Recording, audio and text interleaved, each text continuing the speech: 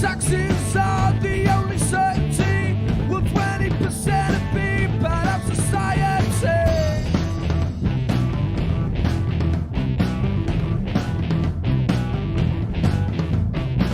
And I have made it on my own in this world. Will not take care of time around a 2-year-old.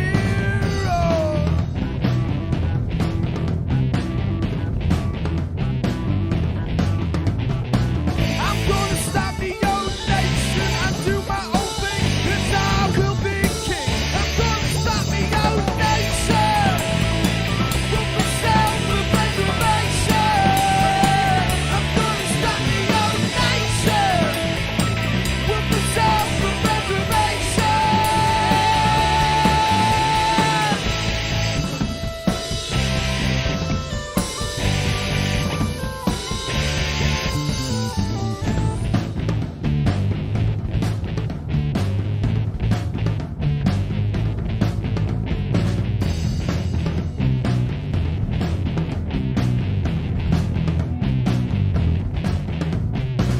Well, let me talk a bit about the weather.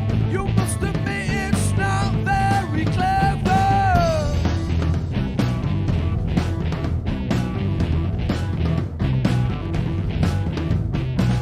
Don't get me wrong, it's not an anti-British song. Well, there is nowhere I would rather be wrong.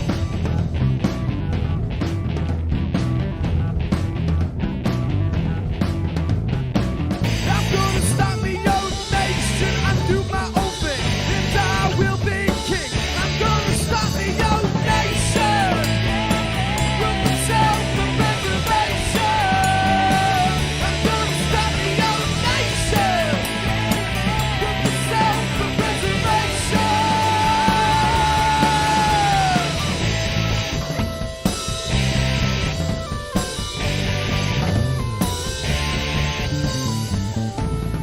There are just a few things that I would like to say about the UK and how I think it has gone astray. Don't get me wrong, it ain't all bad. I love the crazy fads, like England always buggering up, but you know we're gonna win the World Cup. I'm gonna start the old nation with myself for preservation. I'm gonna start the old nation with myself for preservation.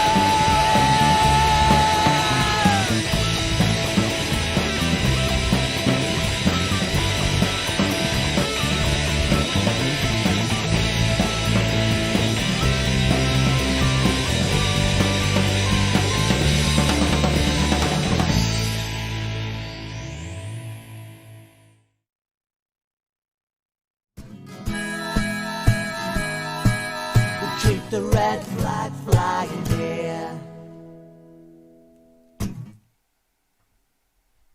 Come to 61, is it, Paul? 61? 60. I think it's 60. Episode 60 of Political Unmuted, and the show goes on. And it's so lovely of you We're joining in us. different livery for a moment. Samantha's disappeared in the build-up, so we kind of look a bit different. We've got Socialist Night Live written on us, but we'll be all right. Okay. Yeah, Samantha, and I apologise as well to viewers because my bandwidth seems all over the place at the moment. So I keep coming and going and getting interference. I don't know whether it affects what you're seeing at the far end, but it's certainly messing things up at this end. Anyway, welcome. The show goes on, and I'm presuming that Samantha will be trying to join us as we go on. Hello to the people we've got. Hiya, Paul. Hello. Looking younger, Paul. Why are you looking so much younger than me? It's just because you're fit and healthy. It's got shaved a bit. Shaved. I have had a little trim. So like the reason I remember when we got into trouble before for me looking too young on my photos. Yeah, on the STLP newsletter. This has been a problem. I've always had a beard because I look about 9 when I don't have one. So yeah, it's all part of it. So that's why I look a bit younger, because I've trimmed my beard a little bit. Oh, I'm sure. Oh, here comes Samantha. Hello, welcome back, Sam. We were all having a panic and had words written over our faces. Jane, hello, hi. Hiya. Thanks for having me back again. So great to see you. Oh, lovely to see everyone too. Thank you very much indeed. We welcome your words of wisdom. Samantha, where did you go? It's that capitalist broadband again. It never lets us down. Well, sort of, I've just been saying I'm having trouble at this end as well. And finally, Stuart. Oh, how are you doing? Stuart froze for me then. 5 minutes in between meetings. You've come straight from another meeting. Yeah, I started this morning. I went in at about 9:30. I was there till about 1. And then I came home and then I had to go back for 6. And I came out 5 minutes before the show. That's so it's a good job that my town hall is literally across the street from me. Thank you so much. Well, I'm going to do. Oh, hang on. You're going to have to sing it, John. Moment of the week.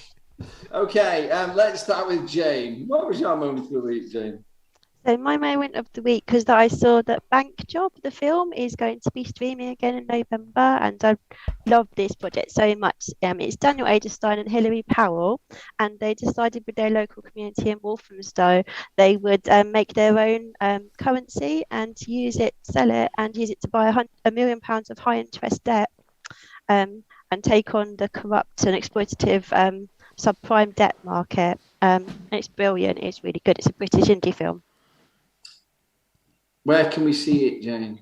So if you Bank Job Projects, Bank Job Pictures have got a website, or they've got a Twitter feed as well. If you go on there, you can you can watch it for free if you can't afford to pay, or you can contribute something, or you can contribute a bit more and get the DVD.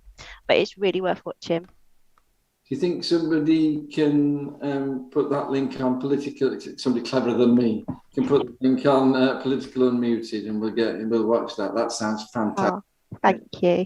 Brilliant moment of the week. Sam, of all your very important moments of the week that you go from one to the other at the moment, as far as I can see from Facebook, are you going to choose one for us?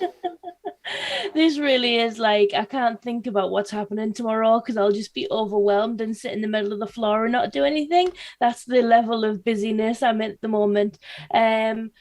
So what did I do this week? I dressed up as a 1940s person and attended a 1940s themed event at Locomotion National Railway Museum in Shildon, which I enjoyed, but I was like the only person that was dressed up, so that was a bit awkward.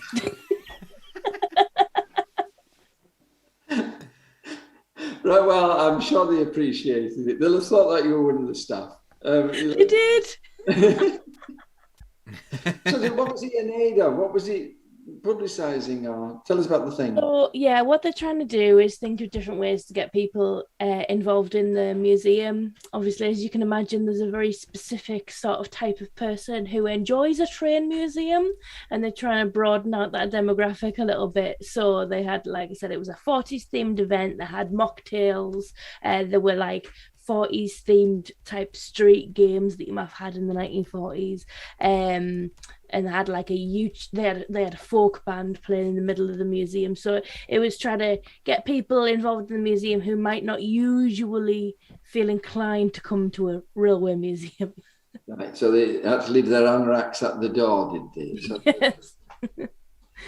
Thank you so much. It's a fantastic museum. If you haven't been to the Locomotion Museum, Shildon, go. It is a train museum with a difference and just so interesting. And they keep having sort of events, and they're worthwhile going to. And then what you got to do is wander up into Shildon to savour the delights of Shildon Town Centre. Because the town is very upset that there's no fallout from the museum to the economy of the town. Stuart, moment of the week. This week, at the weekend, myself with Unite Community and Durham's People Assembly, we held like a joint action outside Dickie Holden's office to get some signatures to help retain the universal credit uplift. So we had a stall right outside his window and people were signing it. And then me and Laura Pidcock went off into the town to get signatures. So big step up for me on my signature getting game. I saw that on Facebook. Thank you so much for what you're doing. And well done, Unite the Community. And finally, Paul, going to be our week. Boris Johnson saying in an interview that he has never in his political career told a lie. Given that he was sacked for lying from a ministerial role, so while in politics, I think he's like, I do these things where they're kind of fun, these fun riddles, and it's like, I guess probably what most people will recognise is that thing from The Labyrinth, when one of them always lies and one of them always tells the truth, and it's like a riddle. Now, he is the guy who always lies. The only explanation is that he must always lie because that is what he does. And how anyone can say they've never, like, I've told a lie and I've told some really funny lies. I tell quite a lot of lies in my job, as you probably did in your teaching career, John, as well. Those kind of little white funny lies that don't really do any harm, but they're quite comedic. So I tell lies.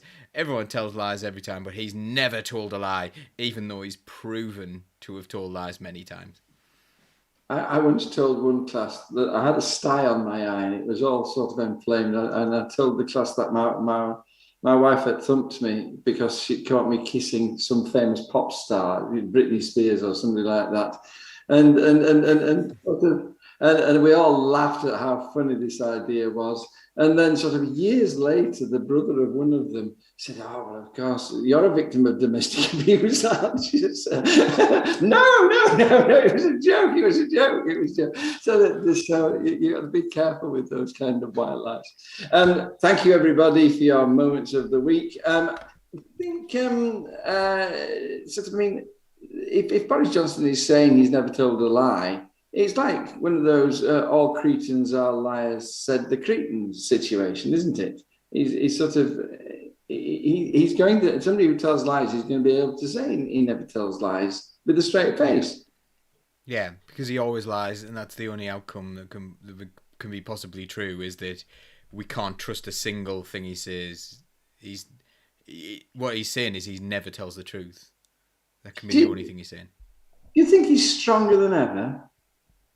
Boris Johnson? I don't know what he is. I think his opposition are weaker than ever. Like, I do a few political surveys, and YouGov chats and things like that, and most of the time, like, I did one today, and it was who thinks he's doing well and who thinks he's doing badly, and I think it was something like 32% of people thought he was doing well, and 58% of people said he was doing badly, and then 10% didn't know, or something like that.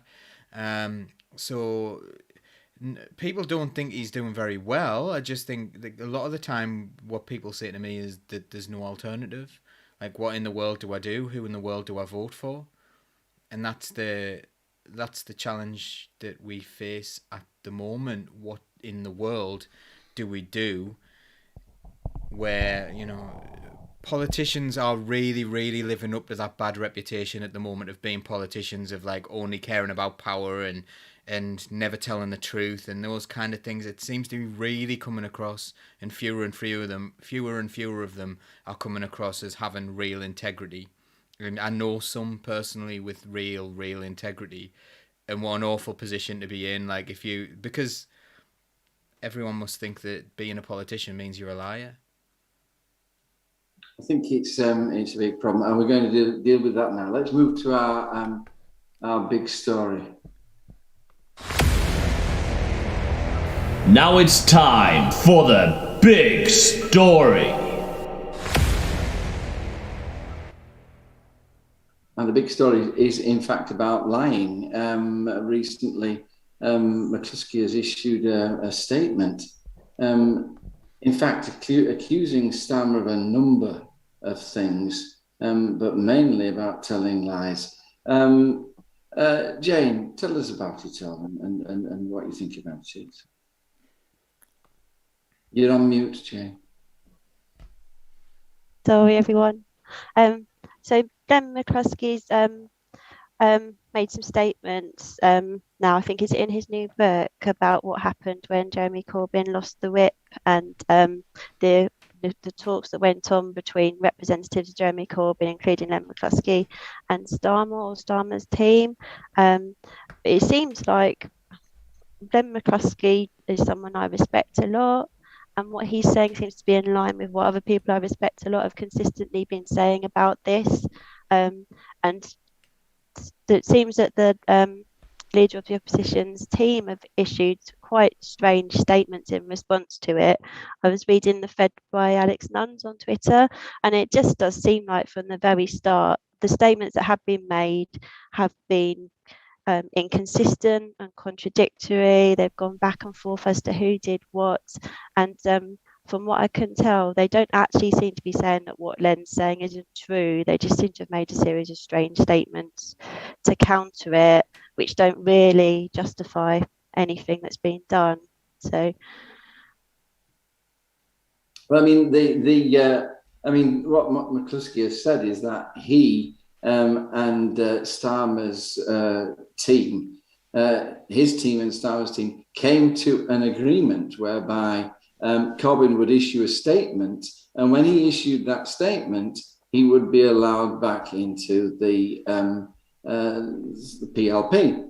And Corbyn made the statement, but then what happened was that there was a big backlash from various people, including the Board of Deputies and Margaret Hodge, and Starmer didn't keep his side of the bargain.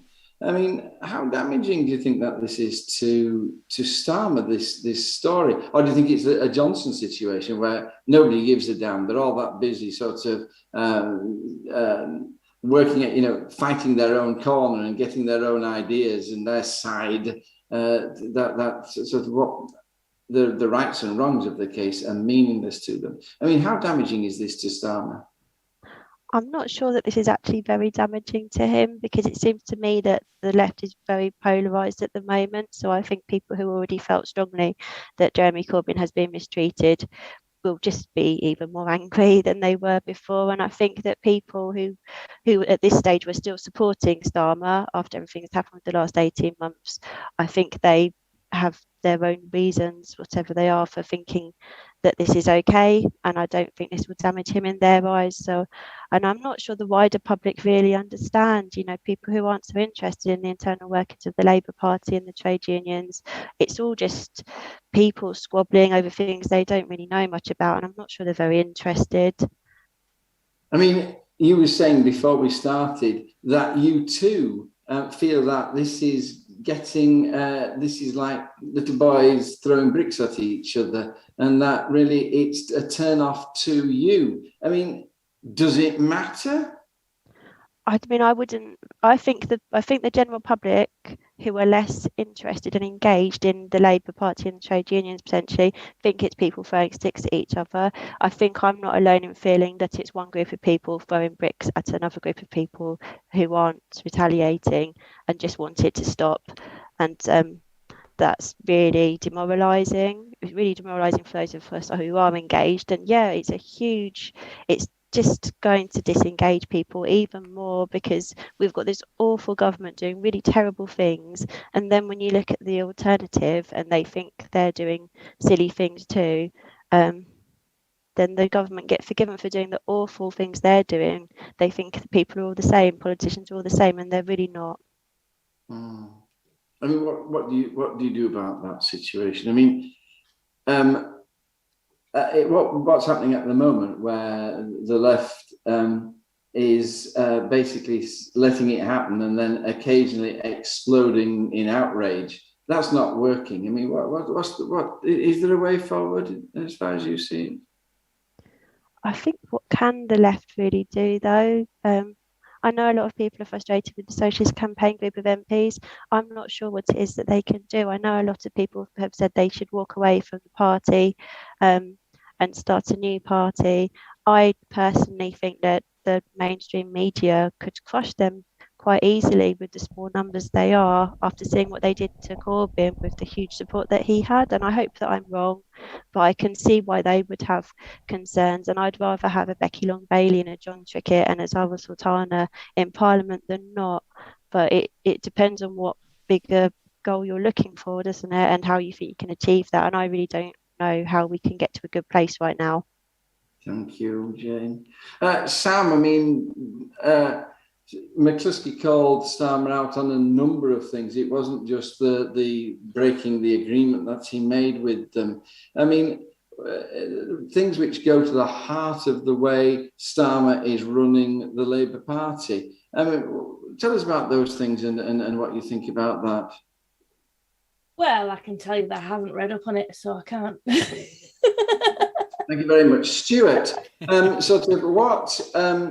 What do you feel is the way forward for the Labour Party in this kind of situation where we have Starmer, who is basically overriding the rules of the Labour Party in order to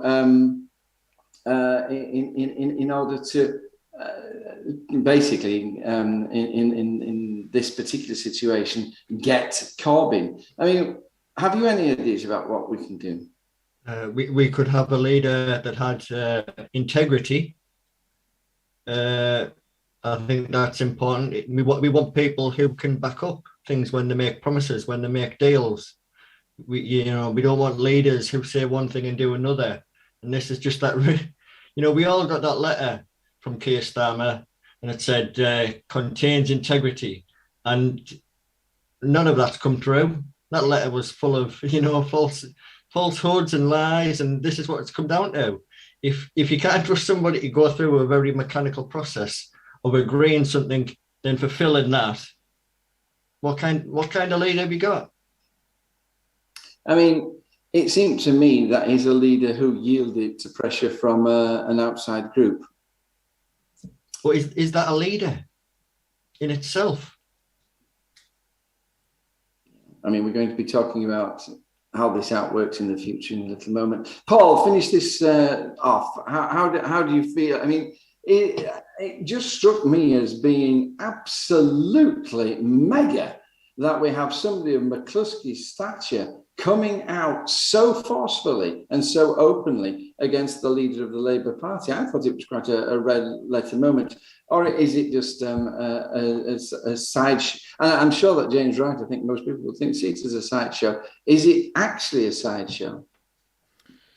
Well, first, it is incredibly important, but I think like Samantha's answer earlier on really spoke to me in a lot of ways, because one thing, it was funny and delivered in Samantha's brilliant way, which is always good, but then also thinking about Samantha's been busy, she's been doing her job, she's been doing what she believes is what a Labour Party councillor should do, and she's sort of been ignoring all that stuff and not really getting involved in that kind of stuff, because that's the way she's going to have to live her life at the moment in order to keep that spirit, that fighting spirit going. And I really respect that. What's happening is incredibly important, and what's very important about it is that it is not really being shoved down our throats now, is it? I'm not seeing this on the BBC News. I'm not seeing this on ITV. I'm not seeing this on Channel 4.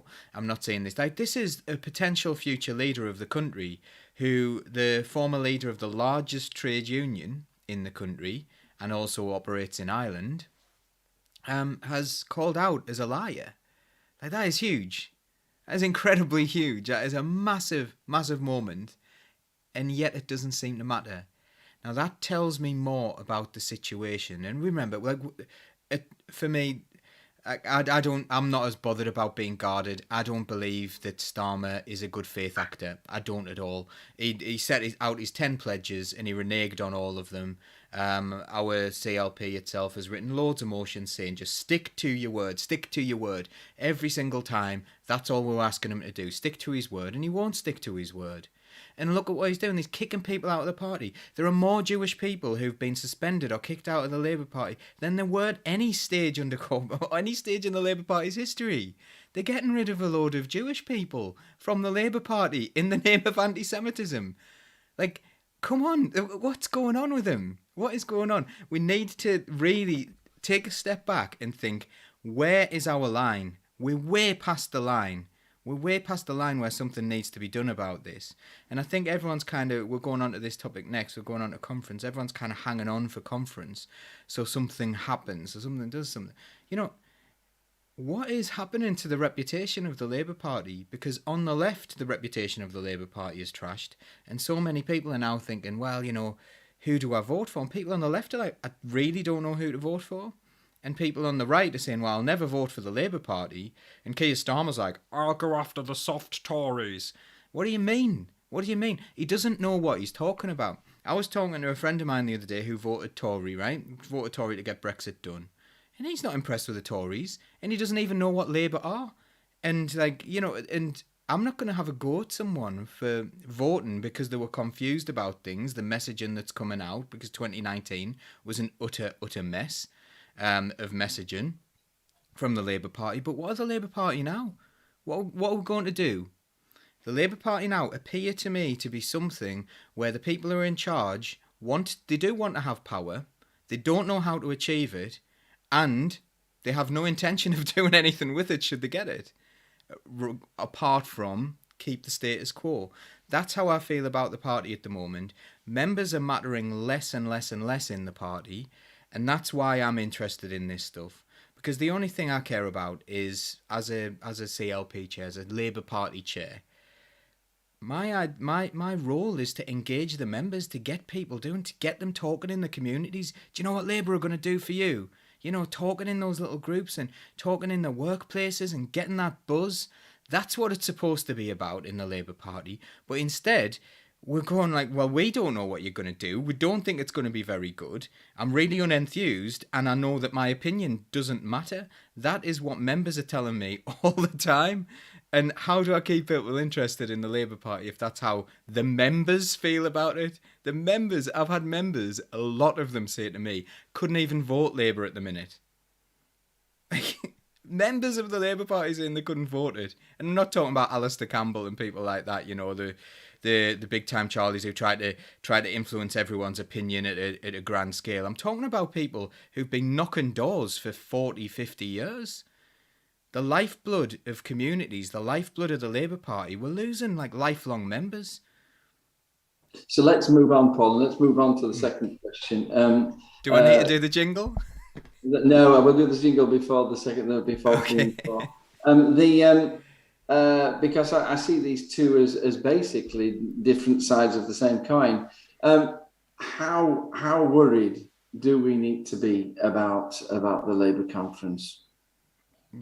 It's for me, the Labour Party conference. So I'll bit of background. The Labour Party conference is coming this week, and the Labour Party conference is supposed to be sort of like the sovereign decision-making body of the Labour Party, and obviously that there's trade unions involved. There's Labour affiliates, which a lot of people don't know about, which are socialist societies. Like I'm on the national executive of one of them, the Socialist Educational Association. Do join that one, by the way. It's a good one. So they all get involved in the decision-making process. CLP, so your constituency Labour Party, send people along as their delegates to make these decisions on behalf of the members. And this is supposed to be really important. Now, this week, unbeknownst to anyone, completely out of the blue, a few years ago, Labour changed from an electoral college where there used to be... where basically the trade unions got about a third and they've got loads of members, and the parliamentary Labour Party, the MPs, actually got a third of the votes when it came to which makes them 1,000 times more powerful than a member to choose the next leader of the Labour Party.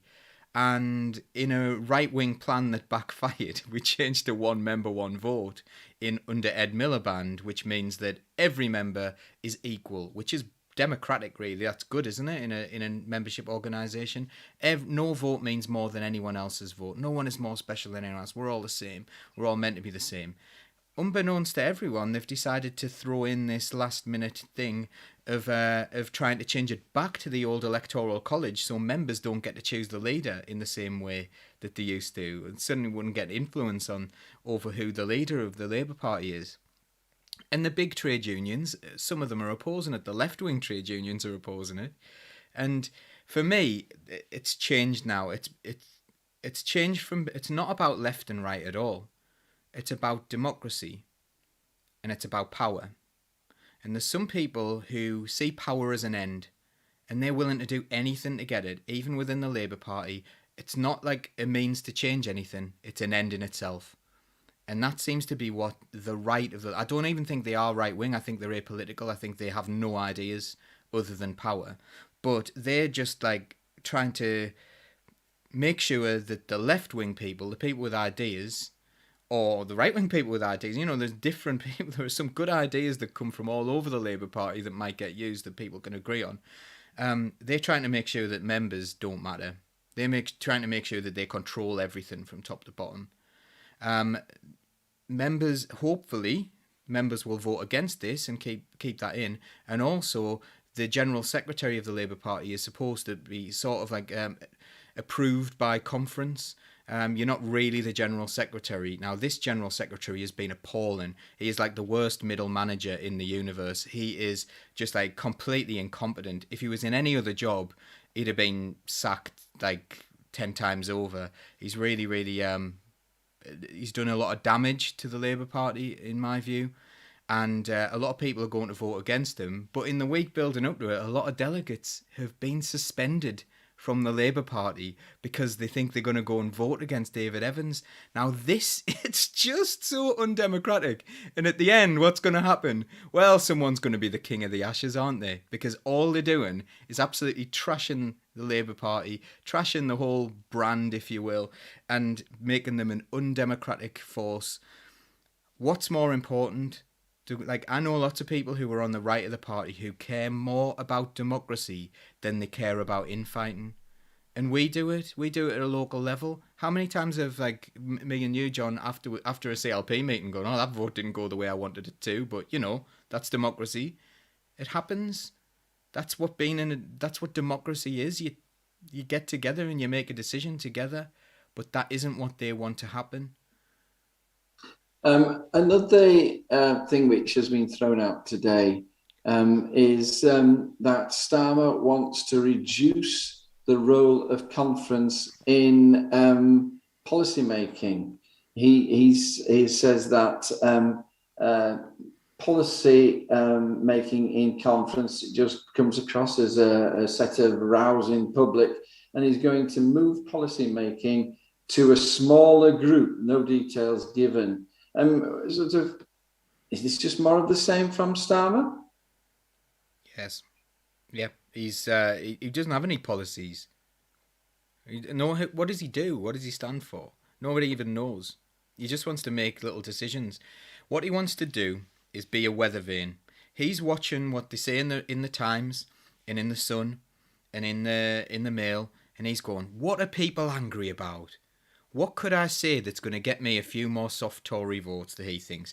Take those northern working class people for granted, but actually say that the Red Wall people are a bit racist as well, and that's why we're going to be a little bit racist now, or something like that. Now, I'm not saying that's a policy they've picked up.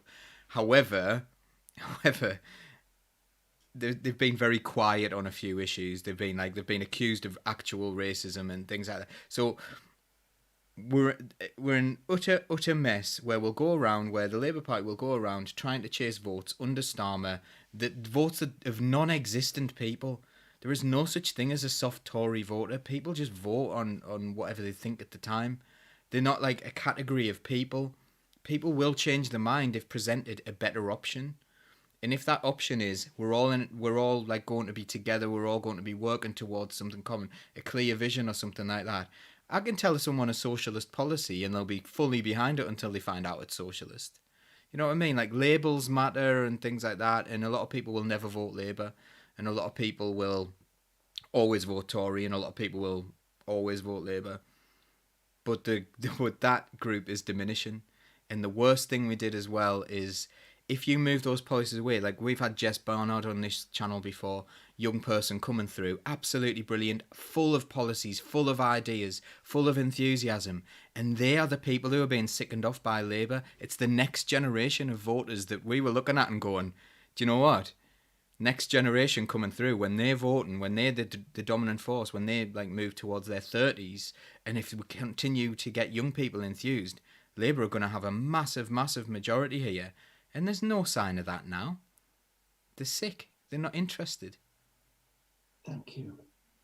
I'm dealing with people on Facebook, Jane, who are telling me that they're undecided, Labour Party members, who are telling me that they're undecided about whether they are against the idea to dismantle one man, one vote, one member, one vote. Sort of that they're in two minds about that. Have you any idea what might be behind the thinking of a member who is happy about losing their vote? And sort of, is there any argument for what Starmer is trying to do in that respect whatsoever? I can't understand why you wouldn't want to have a choice. You don't have to make use of the vote if you don't want it, but surely you'd want to have a choice. I think it's a really bad idea. I can't possibly see what you could gain with this policy. I think is young people want to be engaged in something. They're not going to sit around and wait for Labour to sort itself out. They'll find a different outlet, and it'll be too late for Labour with the younger generation if that happens. And I think people want to be engaged in stuff, or they switch off entirely. So if we want people to vote for us, we need them to be engaged. So we need to give them some choice. I mean, are you worried about conference? I mean, I'm very worried about how it's going to go. I think they're going to sort of, I mean, there are a whole load of decisions which we seem to be on the cusp of making, which are going to just absolutely cut against the core of everything I believe the Labour Party ought to be. Sort of, there are certain things which sort of are basic to the democracy of the Labour Party. These things are assaults on Labour Party democracy. And I'm going to find it very hard to stay if they go through. I mean, how do you see conference going? Do you see Starmer and what Paul has told us not to call the right winning and bringing these things through? Is it going to be one huge bitter row from beginning to end, which won't do us any good? So how worried about it are you? I am worried, but I am hoping that it's going to be okay. I think that there are so many people. The support on the left is so strong, and I think that, like Paul says, there are a lot of good people on the right who aren't just factional and nasty. They can see how unjust some of the things that are happening, and I would hope that decency would prevail, notwithstanding the number of suspensions there have been recently that seem to be linked to this. But then you could argue that the fact that they're going to such lengths is a sign that they're worried that there is the strength of numbers.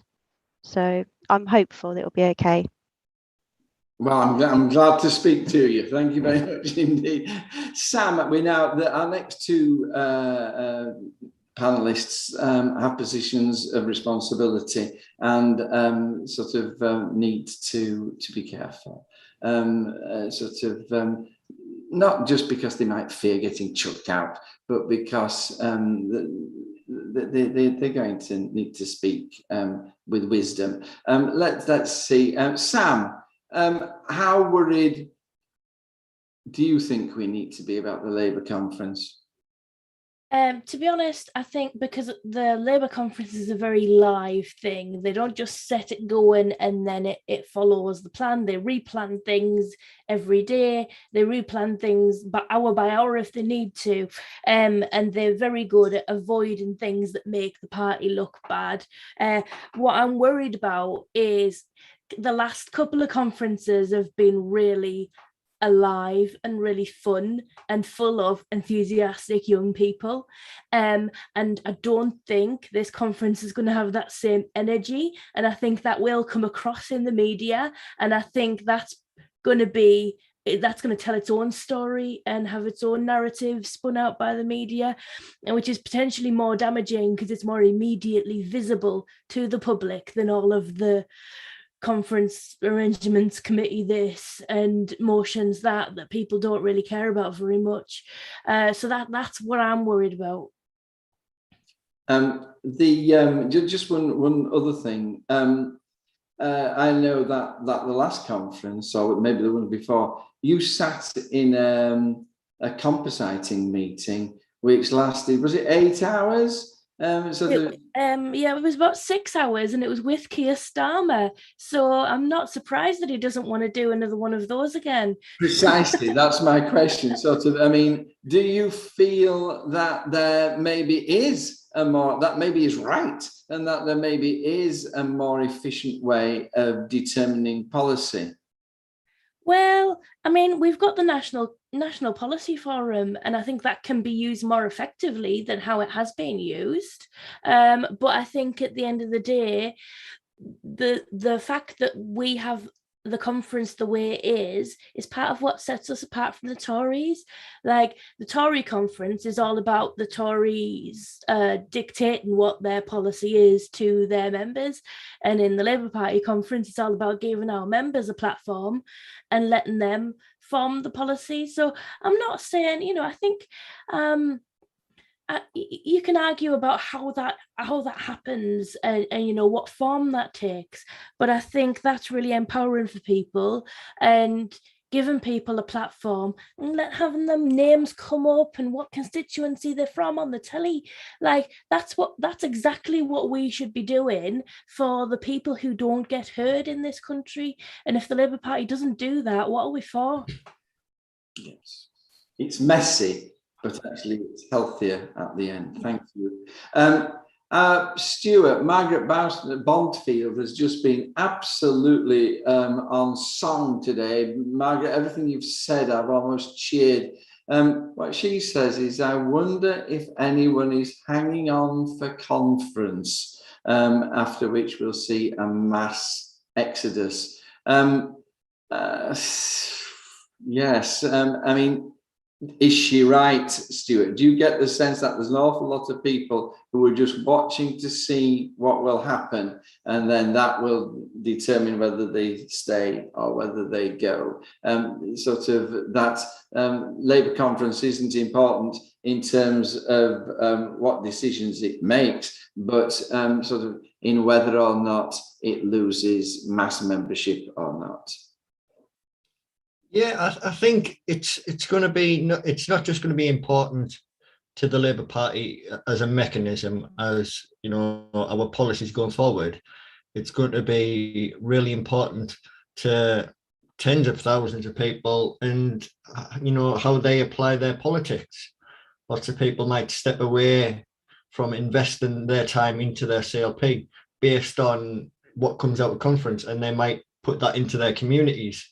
I think it will change the landscape one way or the other. I'm hoping that we get positive news, throughout the conference, that we have glimmers of hope in what is, for many people, a last chance saloon for this party. Thank you, Stuart. Some smashing comments. Mark Lungley, Neil Terry, thank you very much indeed. But now I am going to move on to the second half of the show. It's 2/3 of the way through. I know the story like the back of my hand, 'cause I've heard it all before. I was surprised when this got as far up the poll as it did. This is the, is it Aukus pact? It's the Australia-UK-US pact. And it's all about selling American submarines to Australia. And France has got very, very upset. I mean, amazingly upset about it, making some very strong statements and withdrawing their representatives from both Australia and the US. So it's one heck of an international backlash. Sam, tell us what you think about. I mean, you can start by saying, why is it so important that it should come third in our poll? Is this an important issue? Well, it sounds like to me like you don't believe in democracy, John. You know what? I only just clicked that it stands for Australia, UK, US. Like I've just made that connection. Right, this is more 1984 bullshit. You know, the world is always going to be at war with itself over something so that we can sell weapons to each other.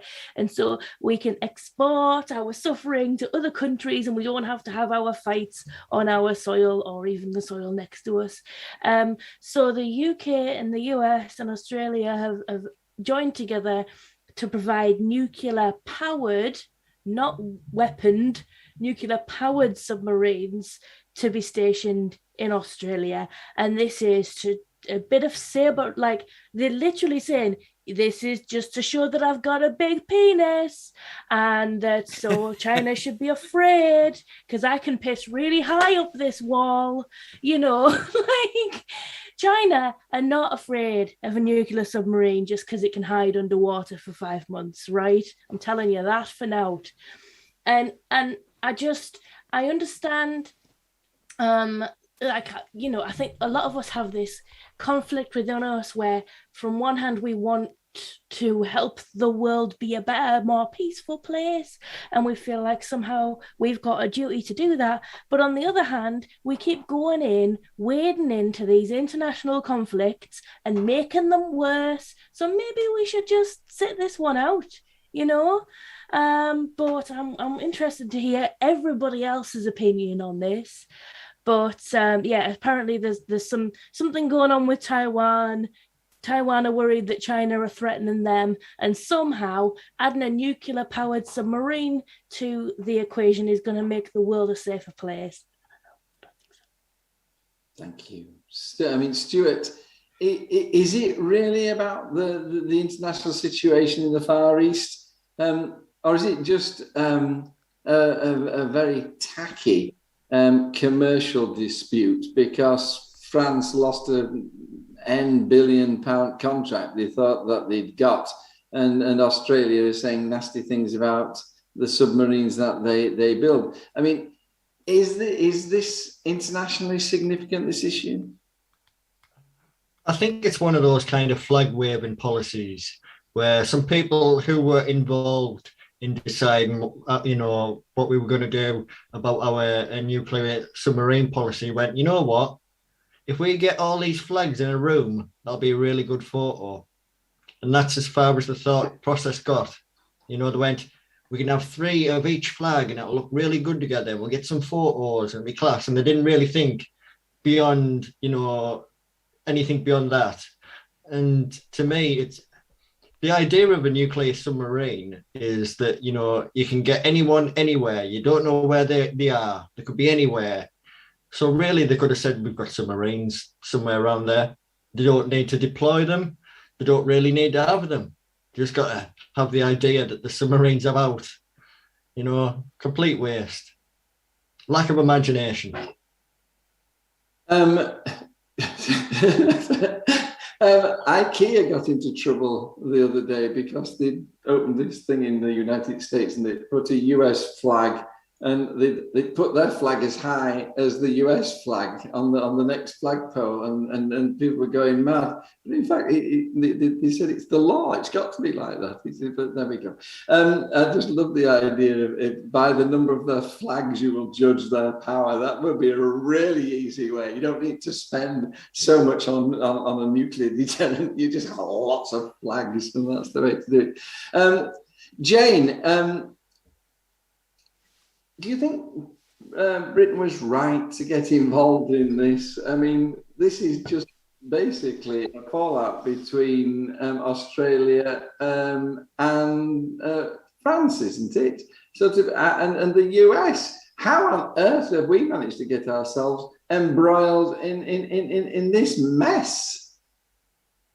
can only assume that for Boris Johnson, it's the prestige of being involved in some sort of special relationship with America. But China's said, haven't they, that it's a Cold War mentality, and I do wonder to what extent it is, take the minds of the people off of how awful the government is doing in your own country by making them think there's some foreign threat that's much worse than them, so they don't need to think about what's going on at home because we're fighting a common enemy. So it's a little bit, maybe it sounds like a conspiracy theory, but I do think that maybe there's a little bit of that going on. Thank you very much. Paul, last word for you. Have you any bon mots about this? What's all the fuss about? We've always been at conflict with China. We never wanted to have nuclear power stations built by the Chinese government with the help of the French on British soil. That didn't happen. It's like, again, I'm referencing 1984 then again, like Samantha said. It's this complete nonsense. Like, they just completely lie to us all the time. What in the world are they doing? Last time I checked, I thought China and Australia were these huge trade partners. I don't really understand the point of deploying more of these. From what I've read, actually, these kind of submarines aren't going to be very useful either in the near future or already aren't because of underwater drone technology. So it is that flag waving, kind of my flag is bigger than your flag mentality that has led to this. But what if it leads to real conflict? What if it leads to hurting people? The other thing as well, the aspect that needs to be brought in is it's what Lilith said, just another way to siphon public money into private pockets under the cover of a bit of flag waving. And that's like, we've seen this during the coronavirus, we've seen that money that the public create through, the government creates through public funds, ends up in private hands. It ends up with billionaires, and this will be more billionaire weapons contractors getting some more money, and they can all get together and have a nice little photo and pretend they're fighting some sort of noble war, and they can all pretend that they've got the Blitz spirit when they told everyone to sit inside, when in reality they're a bunch of cowards that wouldn't know how to fight if you couldn't fight their way out of a paper bag. So I'm just utterly ashamed of the way they go on, and yet these are our leaders, which is why I probably think our system's probably set up to create really, really poor leaders. Yeah, so sorry to interrupt you, Paul, but because we are running out of time, just very briefly, is this just another Biden mess up? It's not just Biden, is it? Do people really think that the president has final say on everything? If they had final say on everything, then Donald Trump would have done a nuclear war, probably. Unless he was just lying and he was just all blustering and really he was a lot more competent than he pretended to be. Or, these things, it's all systemic. There are lots of people around him, there are lots of people advising him, and they've come up with this strategy to do it. They've come up with a strategy together. They've talked about it for months and months and months, and they've decided that this is something that they want to do. This is not just Biden. This is not just the UK. This is not just Australia. This is it'll be BAE Systems and all these different firms will be saying, actually, this will be a really good idea if we get more nuclear submarines over there because we haven't sold any nuclear submarines in a while. And actually, while you're at it, why don't you proliferate more nuclear weapons? Because, that's the next logical step, isn't it? Let's do more of them because obviously we're safer the more doomsday devices we get, which is the perceived logic. Thank you so much, Paul. Thank you for your words of wisdom. Last question, Stuart.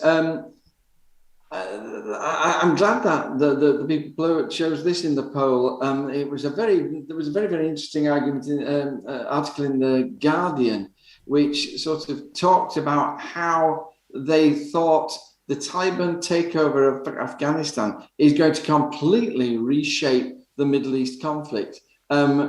Which is at once heartening because it needs reshaping, but certainly terrifying because how's it going to be reshaped? I'll come to each person and sort of and just briefly ask them, what do you see as being the main outcome of the Taliban takeover of Afghanistan in terms of the Middle East conflict, and see if just briefly start with you. I think it exposes the idea that America intervening in a situation is going to bring about peace in any way, because any idea, and any supporter of that idea has now had that reality exposed to them in that area. America's political weight in that entire situation is diminished by the withdrawal, the way they've done it, the promises and that they make in the future, that the support that they offer countries in the future won't be taken with the same, trust that it had in the past. So do you see this as an opportunity for Russia and China to move in to the Middle East? I would imagine that to see this as an opportunity, absolutely.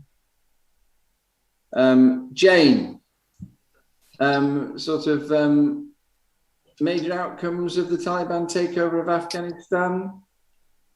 I don't know about the bigger picture in the Middle East. It's complex, isn't it? But it's just so awful for the people of Afghanistan. I'm so angry. The more I read about the history, the more I find out. I didn't know how America and the UK had interfered in the past, and I'm so angry. How can people be so evil in their actions? It's so wrong. The poor people of Afghanistan. Yes, and now they're all starving to death and the economy is collapsing. Horrific, the impact of meddling. Do you see any long-term outcomes for that apart from just ongoing suffering in Afghanistan? Do you see any foreign policy outcomes at any level? I can't see a way that it can turn out for the best at the moment. I don't know. Maybe it does seem likely that China or Russia will, get a stronger foothold in the region, and maybe that's a terrible thing. But maybe it wasn't great America having a foothold there either. I don't know if it's actually much worse or just different. Yeah.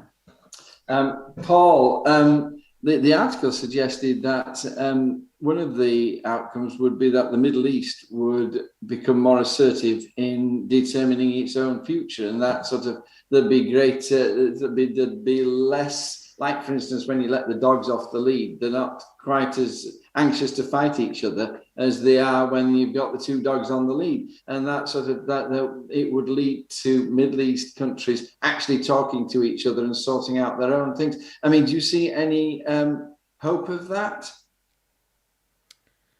I think that it's been far too our system has been, our policy has been far too interventionalist in the area, which has led to, when we did our Afghanistan special, we talked about how whether the US were ever trying to build an infrastructure that would last without them.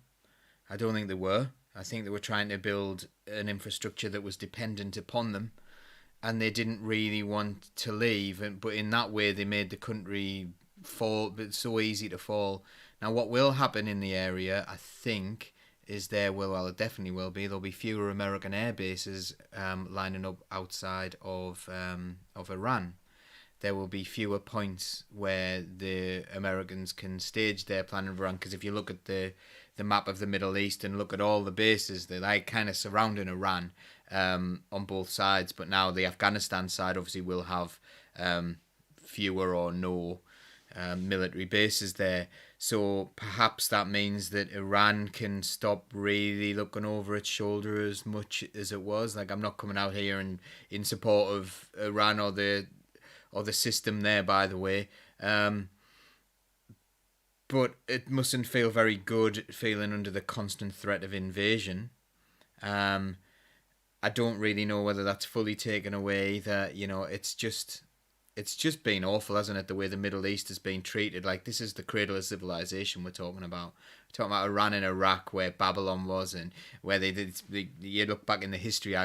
With me being a maths teacher, I look at the history of mathematics, and they were so far advanced. We use Arabic number systems because they were thousands of years ahead of the West.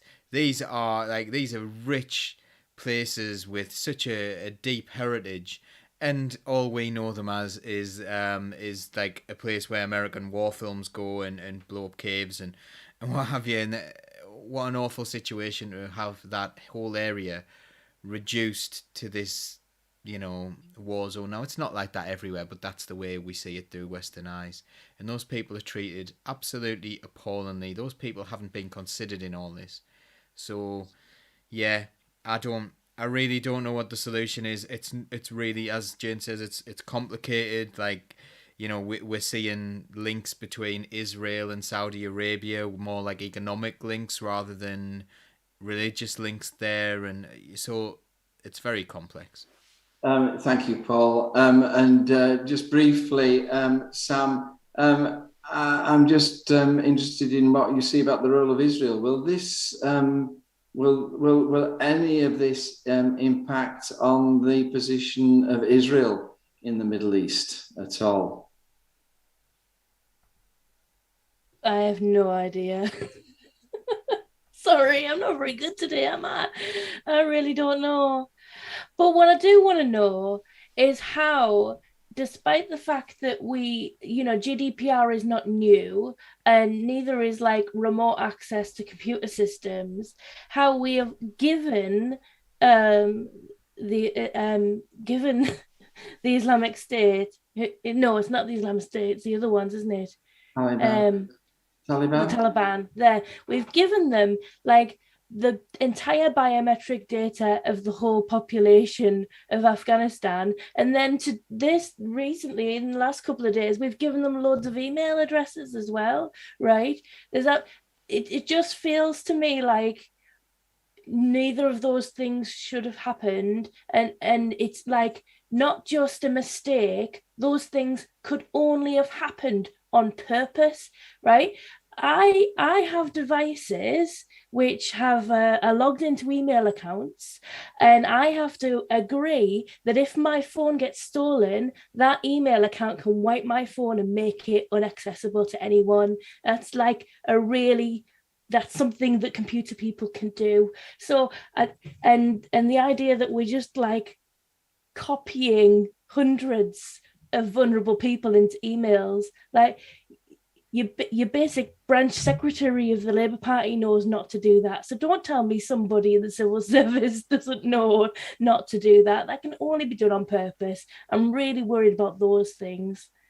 Yes, and you wonder what possible motive they might have had to do such a thing. I'm so sorry to be rude to my four people on this last question, because we ended up with 8 minutes, and it's very easy to talk for 2 minutes. Just a minute, they find it impossible to keep going for a minute, but really it's very easy to go for 4 or 5 when you get talking, isn't it?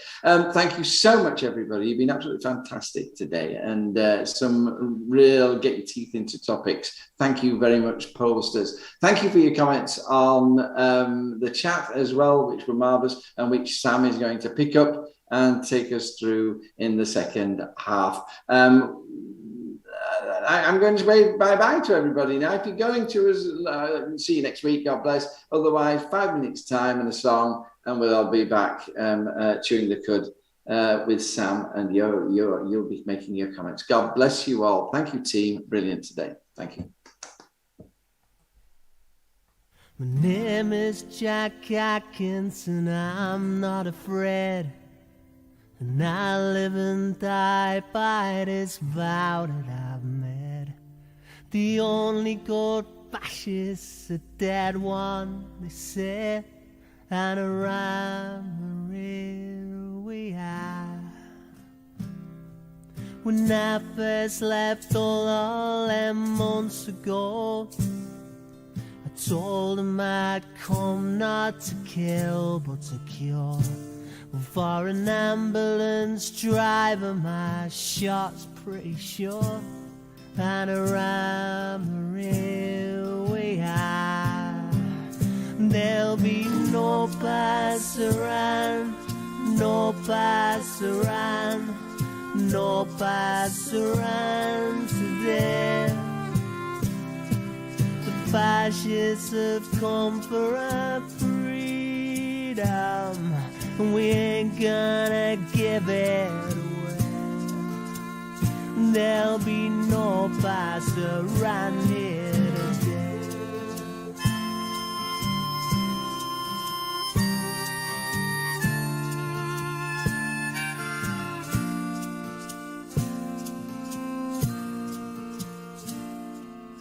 I told my mother, now mother, be strong, for the left way is right and the right way is wrong. And you can stick that on my grave when I'm gone, for I'm a real we are. There'll be no passaran, no passaran, no passaran today.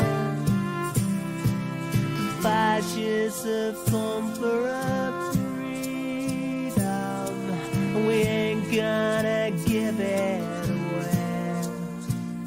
There'll be no pass around here today.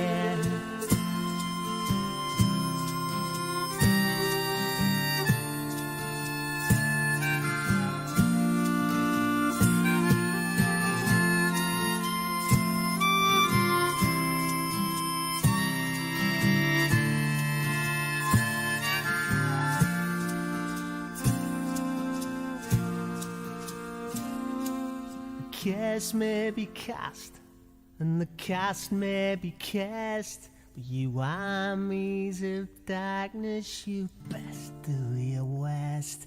'Cause to win, yeah, well, you gotta get past us first, and around here we are. There'll be no pass around, no pass around, no pass around today. The fascists have come for our freedom, we ain't gonna give it away. There'll be no pass around here, no pass around, no pass around, no pass around today. No pass around, no pass around, no pass around today. No pass around, no pass around, no pass around today. The fascists have come for our freedom, we ain't gonna give it away. There'll be no pass around here today.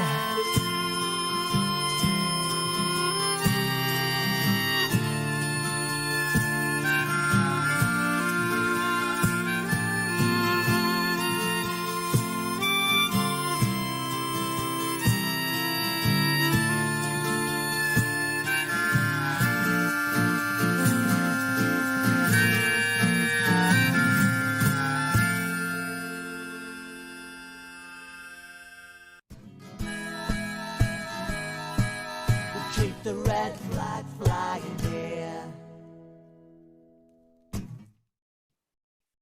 Hello, it's me. I am in charge. Ha ha ha. Be afraid. Lilith has come straight in saying she sees that the Durham County Council report out today totally backs Labour's decision on the new headquarters. I'm not going to talk a lot about Durham politics, but if you are interested in Durham politics, the cabinet papers are out for the next Durham County Council meeting. There is a lot to get through, and I recommend you read them. It's like a good news, bad news mixture for people who actually want to do work in the county. I'll come back to your comment, Chris, once I've had a chance to read it properly. So please, yeah, do have a look at that if you can. I've got to find some time to read it in between all of the things that I'm doing over there. I've basically got a 12-hour shift tomorrow, just in council meetings and activities. And then following that, I've got a trip to Sheffield with the other job. And then I'm fighting for my son's education. And then I'm helping my friend move into a caravan. And then it's next week. And basically, I don't have any time off until about 5 years from now. So I don't know when I'm going to find time to read this, but I really need to, because I need to pull out the localized stuff from my area, because there are some significant issues, like the fact that the extra little bits they were planned to put in Sunnydale Leisure Centre seem to have been erased, which is a real worry for me. Sunnydale Leisure Centre is a leisure centre in the town where I live, so it's quite important to me.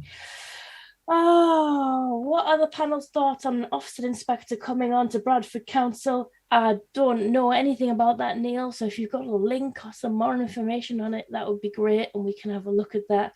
I don't hate Ofsted inspectors like as people, but the institution of Ofsted is hugely problematic. And I think... unfortunately, I mean, that's part of the problem with the school that I'm fighting tooth and nail to save. That's another thing I'm doing, is they had bad Ofsted results, and that was a downhill spiral for them. And I've got other schools local to me who have good Ofsted results, and they're then doing some ethically questionable things to keep it that way, like off-rolling students, which is horrendous. Absolutely horrendous. And by the way, there's some really problematic research going on at the moment. So you might have seen that there is some research being done into autistic spectrum conditions, and it's been touted as like the biggest selection of autistic people ever, but it's actually being run by people who are like on record for wanting to cure autistic people. So it's bad shit. And then there's some news articles coming around at the moment talking about how autism is caused by shit parents, really, which is great news. I love people blaming me for what they see as my children being deficient. If you see my children as being deficient, then that's your problem, because they're awesome and you're a shithead. Anyway, that feels better. They are awesome. I've seen a few photos of them doing some relatively awesome things lately, so your kids are awesome. But let's go back to some of these comments. Neil Terry said the whole thing with China and the Aukus pact, it was maybe to distract from Afghanistan. I think Jane touched on that a little bit. The idea that people do sometimes use military might to shore up their political capital during times that are uncomfortable for them. I did copy and paste the comment that you did say during the thing about Lilith said that, but you already talked about that, about the flag waving and siphoning off money. It is very 1984, isn't it? Neil Terry's poking me now saying, isn't autism caused by the MMR vaccine? Oh, Neil, you're a joker. But some people still believe that. If you believe that, again, read a book. It's not true.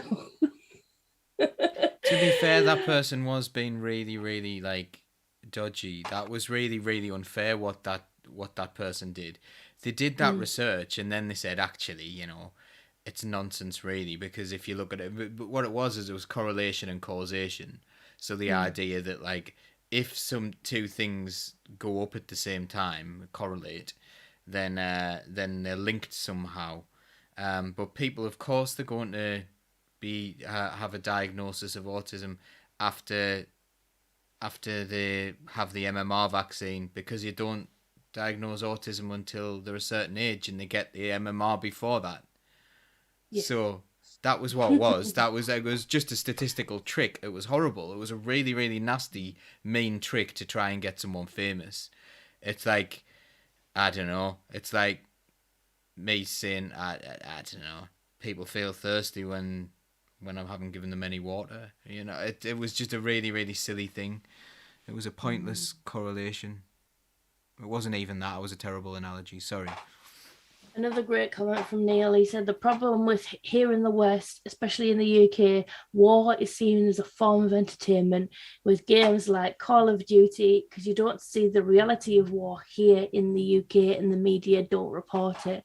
I think that's and another sort of tangent on that is that these online games are also being used to radicalize our young people.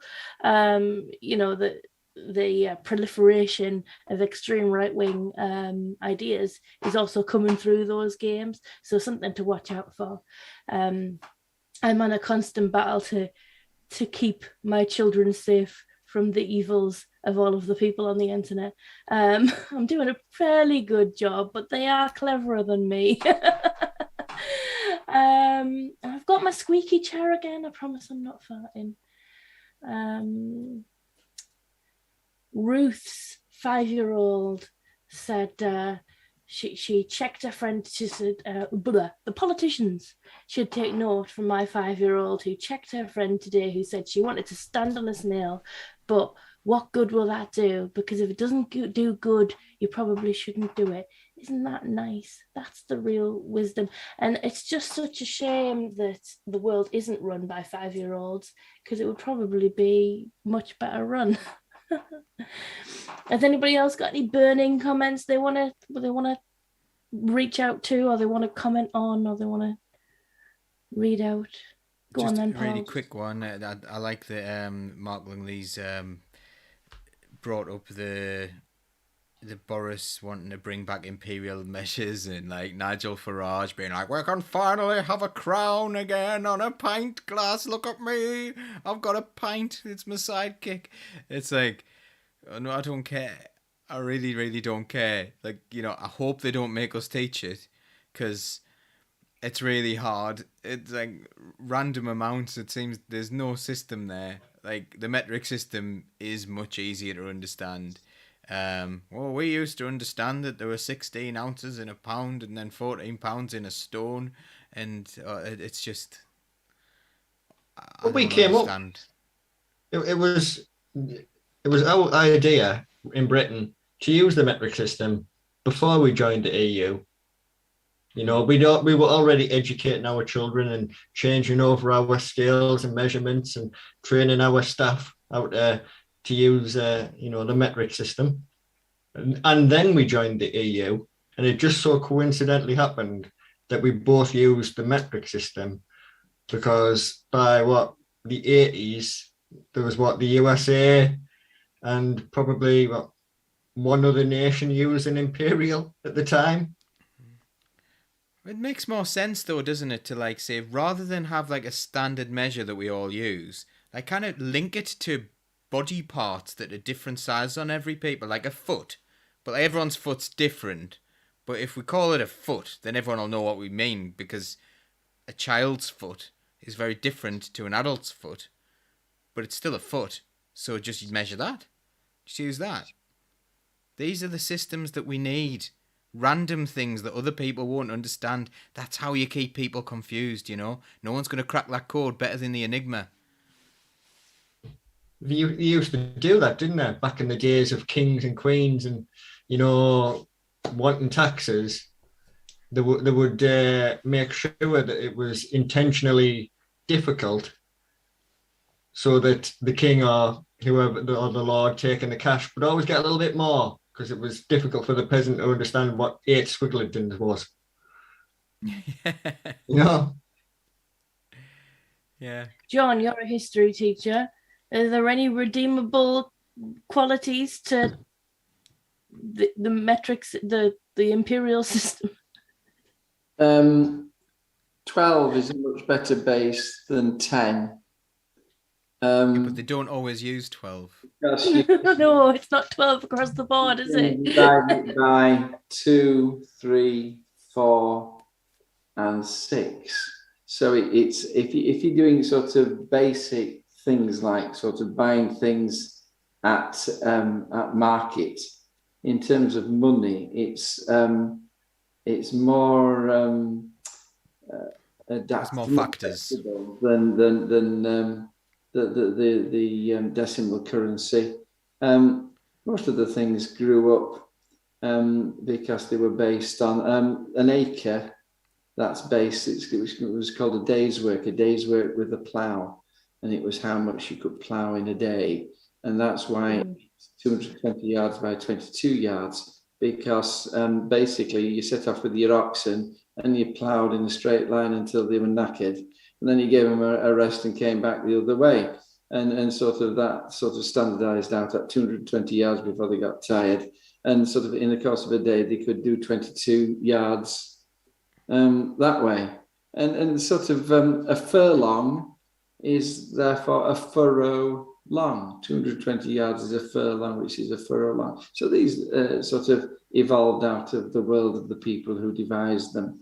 The person who says it's much easier to understand metric, however, was absolutely damn right. Sort of, as long as you know where to put your decimal point.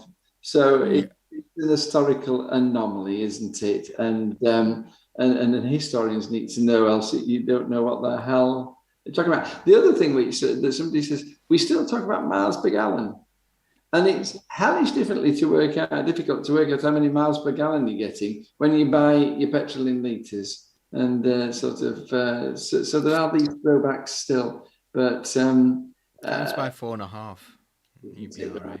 Thinking of going back. Yeah, you're a maths teacher, Paul. All right, stop being so smug. But we still have miles per hour. We still, all of our speed limits are set in miles. The idea that somehow we banned imperial measurements is just a total falsehood, isn't it? What got me is when they were talking about this guy who was there. He's sadly no longer with us, and I hate to speak badly of the dead and all that stuff. But the guy who was convicted for under the Weights and Measures Act because he really wanted to sell bananas in pounds, and calling him like the metric martyr, and I'm like, was he hanged for selling bananas? No, he's not a martyr. That's a bit. Come on, snowflakes, calm down. That really, I think, was much better under the old system, and that was hills. And I think 1 in 6 is so much easier to understand than 15%, don't you? And you come to a hill, it's 15%. What the hell does that mean? But 1 in 6, I could really understand that. Move on. The incline on road signs indicates the incline as we're driving up it, not just 15% of a hill. Yeah, well, I mean, what really helps me understand what the incline of the hill is driving up it. Yeah. The signs don't really help me. Running up, what they could have done in the imperial system is they could have said like how many forward rolls, how long it takes you to do some forward roll. They could have done that, and that would have been nice and confusing. 15% just means 15 up for every 100 along. Yeah, but 1 in 6 is easier, isn't it? 1 up for every 6 along. I think they're being really wasteful here. They've got an opportunity to come up with a brand new system all their own, and we could make, you could buy bananas in shoe sizes, and you could go, and buy 22% of a bathtub of butter. That's what they should do. Make it their own. I had a good conversation with somebody who used to work at the Wagon Works in Shildon, and he said, what people don't get, these historians and that, what they don't get is they look at one wagon and they go, oh, well, that's how the wagon was built, and this is perfect, and you must build them all like this. And he said, well, they were all different shapes and sizes, because especially the ones that we use sort of in a more industrial setting, we just used what we had, and things weren't necessarily built exactly spot on. He said, and when I was working in the works, I used to measure things out as 2 foot and 20 mil because I ran out of tape. So I used to do that with sewing. I used to measure a 2 meter long piece of fabric and then fold it over 4.5 inches. Though is, why does this matter? But it does matter to people really very, very much a lot, doesn't it? Glassy-eyed nostalgia about a past that never was. Yes. Mic drop. Yeah, it has a political power, doesn't it, Paul? That nostalgia has a real political impact, particularly on people, older people. And I think maybe it's nostalgia, but it's also finding the world of today very stressful and worrying, and that explains why they're so anxious to go back to what was a simpler world, and so the A less capitalist world. It's fight, well, definitely, but sort of the Labour Party is really fighting against a whole load of things which militate towards a more right-wing, conservative with a small c mindset. Well, thank God we can go buy some beer in pints. Yeah, I know, right? But that's what I was going to say. They did say around that time, didn't they? This is going to be the end of the pint. You're never going to be able to buy a pint in a pub again. You'll have to buy a half a litre. That's in 1984. You'll have to buy 567 millilitres. Yeah, but how good would a It's a litre of nightmare. beer be? Imagine going, I'll have a litre of beer. I am down for a litre Massive of beer. class. I think it should be a shoes worth of beer. Can I have 3 shoes worth of beer, please? That's not my shoe. My shoe's bigger than that. You want a lady's shoes worth or a man's shoes worth? Oh, not a stiletto's worth. Come on. You go down to London, they serve them in stilettos. On a serious note, as you know, Barbara's had to go on to my wife has had to go on to a very, very strict diet because of her medical situation. And I'm trying to measure the amount of various inputs that she takes in her food: salt, potassium, and phosphorus, protein, all these things. And you've no idea the different ways all these things are measured. mmol, milliliters, milligrams, sort of. It's so varied. And it just makes it impossible for ordinary people to understand what they're doing. It's difficult enough to look after your diet. Sodium is at half as much salt, and they're all different. If you go on Tesco's site, it tells you how much you get per 100 grams of something, or 100 centiliters of something, but then it's sort of per serving. What's a serving? I don't know. And this is measured in ounces. How much is an ounce? It's 28 grams, and 28.86 grams or something like that. And all the time you're trying to say, well, how much of this am I giving my wife when I make the tea? And it's totally confusing. And sort of those people who want to simplify things, very important things like health. Do you use an app, John, for it? You can use an app. Do you use MyFitnessPal? Just use MyFitnessPal. It's free. It'll tell you all the stuff that you need to know. There's one called Eat This Much. Oh, check your food. Check your food. But they're all different. Some of them are better than others. Many of them will tell you some things, and then others don't tell you anything. Anybody who cares about the food, it's just a chaos out there, and it's all in teeny tiny as well on the food you eat. You'll be sort of know about this, Paul, because you'll be sort of seeing, can I eat this as a vegan? Do you not find this?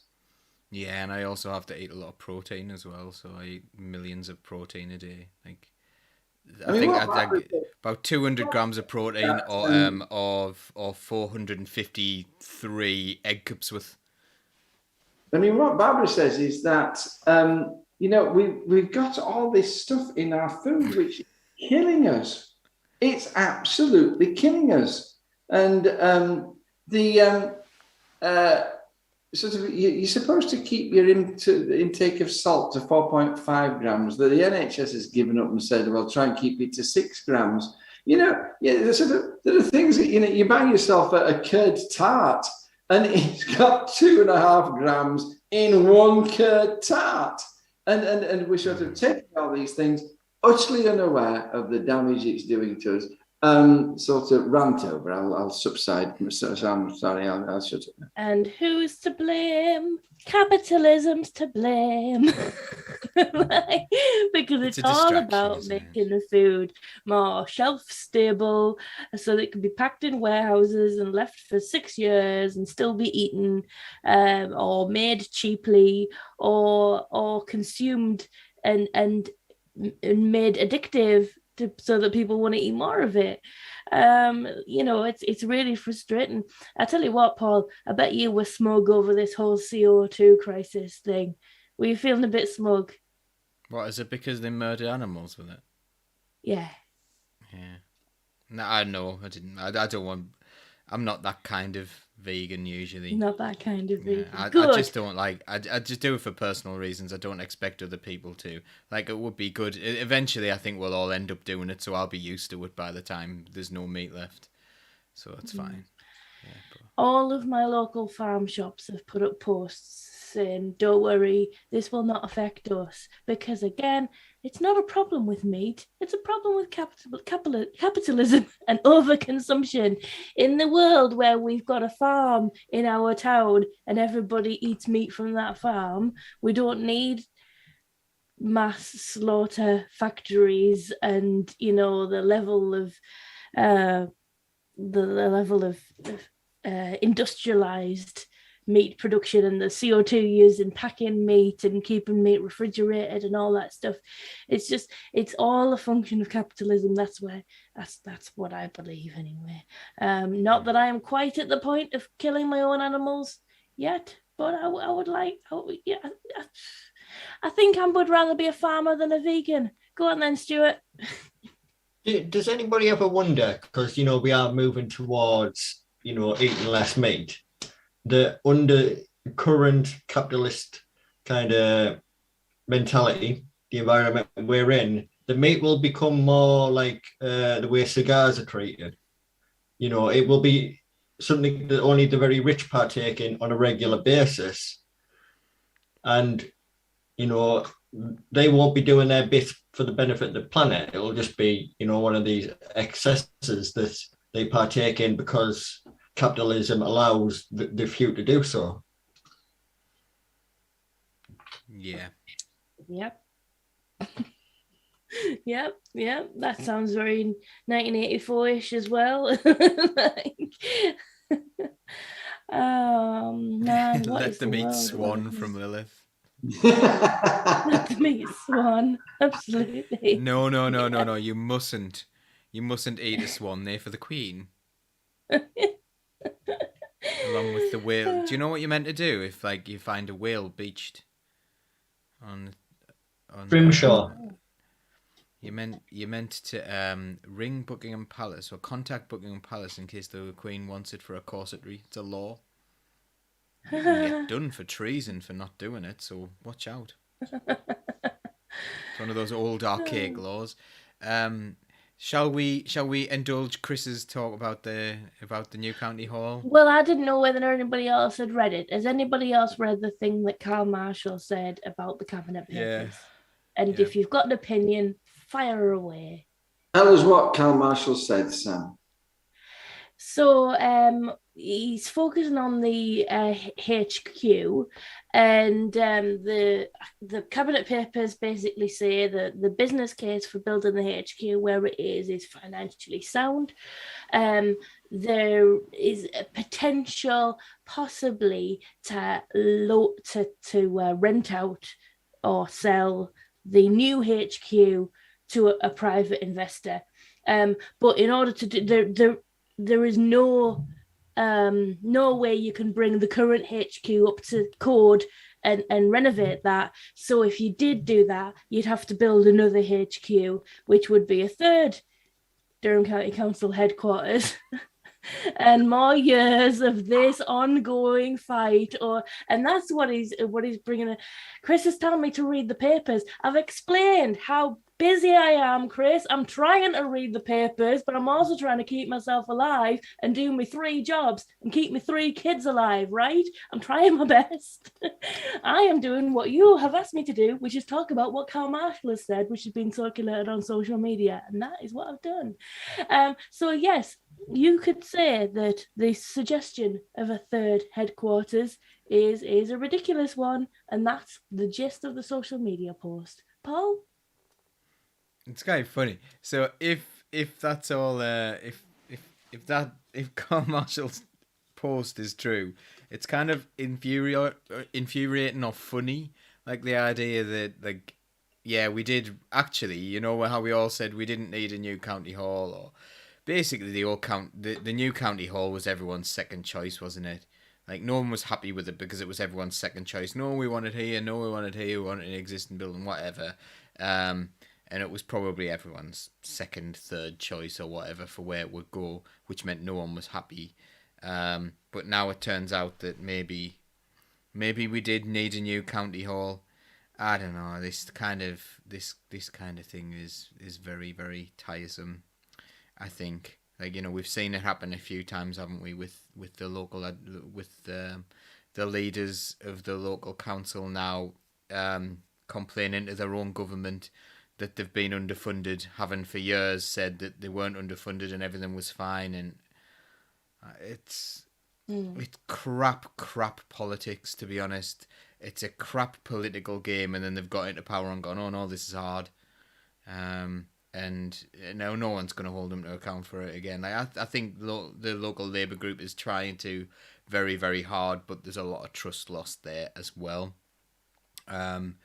Interesting, like a former Labour councillor this week was been calling someone else woke on Facebook because they were supportive of trans people, like supportive of not being nasty to trans people, by the way. So if you're really, really abusive to trans people, that's one of the things that you're allowed to do. That should be a protected characteristic. Abusive trans people should be, you know, they should have a right to be abusive to trans people. No, it's not woke. And anyway, why is woke bad? Woke came from America when people are like, oh, you know what's going on. It's woke. And now it's like, oh, you woke, as if it's a criticism. What? Because you know things. And you understand other people's opinions. But anyway, yeah, it's all a bit crap politics. Anybody else? Why stop at 3, 4, 5? Oh, right. Keep it going till everybody gets what they wanted. I think the thing is that they came in on an absolute surge of hostility to the Sands HQ. The Chris Hood and the others, they came in and took power on the basis of what a stupid idea it was to put the new HQ on the Sands and to knock down the old HQ and put a business park there. How stupid. And even people you could persuade it was quite a good idea said, yes, but wrong location. Right idea, wrong location. And they came in and they cobbled together a coalition on the basis of their hostility, the shared hostility to that idea of the HQ. And it was always going to fail because there was no alternative. And from what Chris Hood has said, thank you very much, Chris, for that.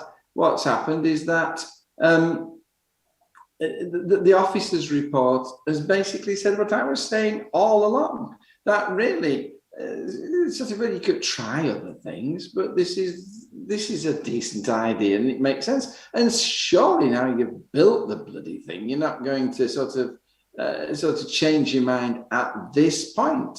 And of course, the problem for the coalition now is that having said all those things and got all those votes and got into power on this and other things as well, of course, they're now caught with having to sort of backtrack and sort of and find a way of escape which doesn't destroy the coalition and saves face for them. And sort of Chris, and it's all that nasty Karl Marshall making some kind of political capital out of it. Oh, nasty him.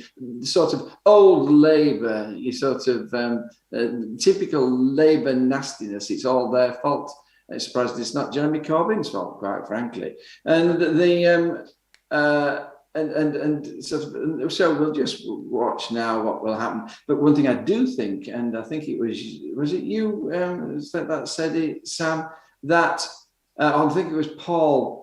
Nobody wants to know. Labour are saying, we told you so. They told lies. Now they're having to step back. Now it's all falling apart. Nobody wants to know. They do not want to know. I told you so. Oh, shut up. Let's move on. And it's all Labour's fault. And there's this, and Paul's right, there's this tremendous wave of anti-Labourism out there, which basically refuses to deal with the facts. It's a real problem for Labour, and I'm out of it. I'm just on observing from the outside.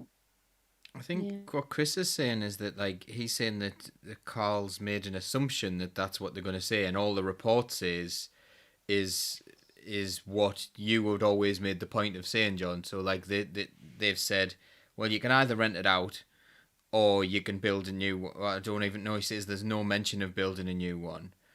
But if they rent it out, then they won't have a county hall. So that's where Carl's made the assumption that, are they building a new one? He's kind of, I think Chris's point is Carl's kind of put exactly. words, if we rent out the one that we've got and we can't use the older one that we've got, then where is the council going to go? It's going to have to go somewhere.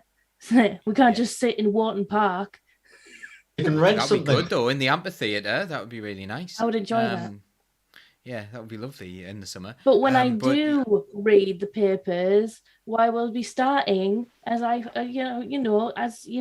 hope independent councillors respect, I'll be starting with the things that impact directly on my community, like the way that they've rewritten the leisure transformation, the fact that Sunnydale Leisure Centre is no longer mentioned, and the fact that they are going to deprive one of our most deprived communities in Bishop Auckland constituency of their leisure centre because they've decided they're going to keep it on the same site when they demolish it and rebuild it. How long is that going to take?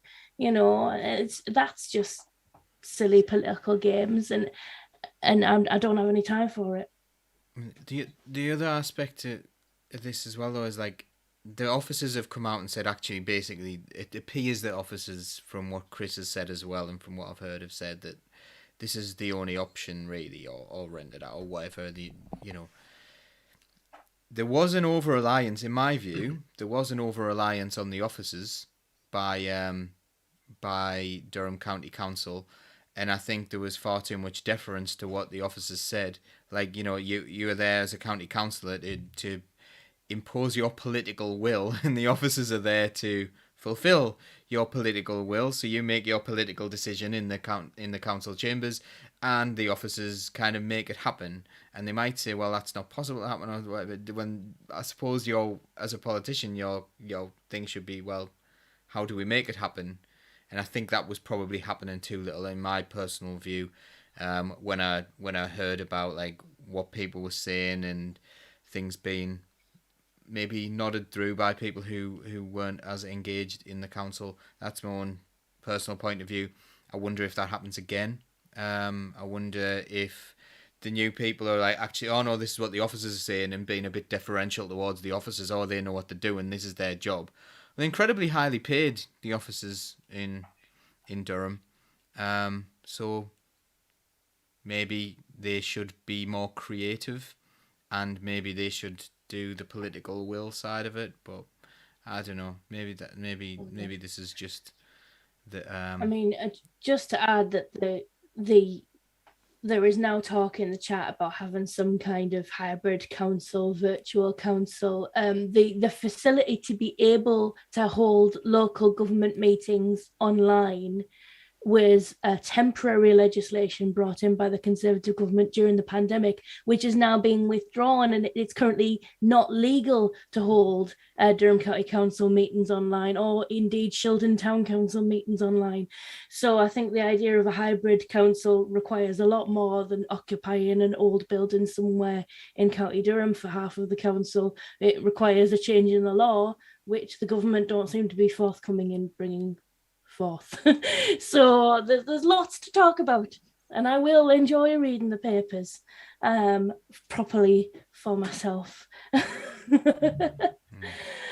Oh, I mean, dear. Tim makes the point that not all the officers are incredibly highly paid. Yeah. Fair.